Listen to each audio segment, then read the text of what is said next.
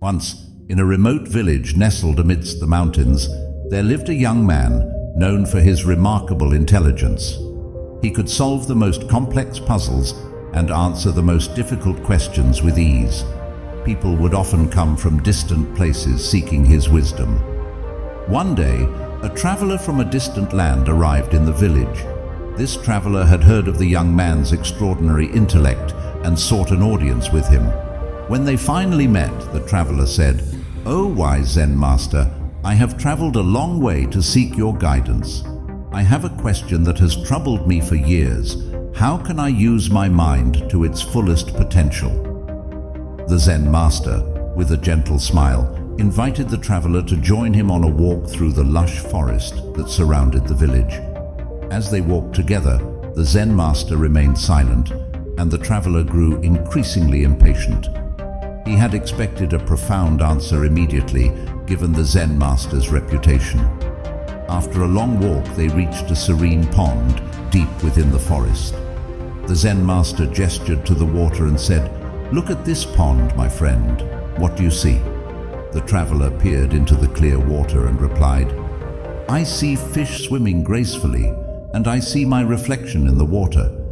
The Zen master nodded and then handed the traveler a small pebble. "Now," he said, "take this pebble and throw it into the pond." The traveler did as instructed, causing ripples to spread across the water. He watched as the fish scattered, disturbed by the disturbance he had created. The Zen master asked, "What do you see now?"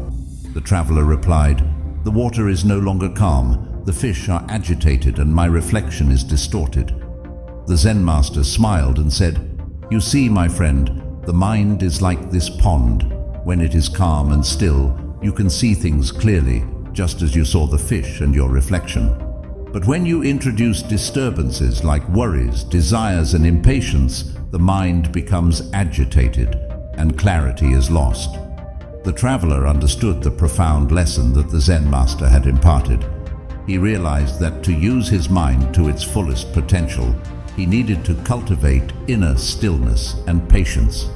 He thanked the Zen master for his wisdom and returned to his homeland, carrying with him not only the answer to his question, but also a newfound appreciation for the power of a calm and focused mind.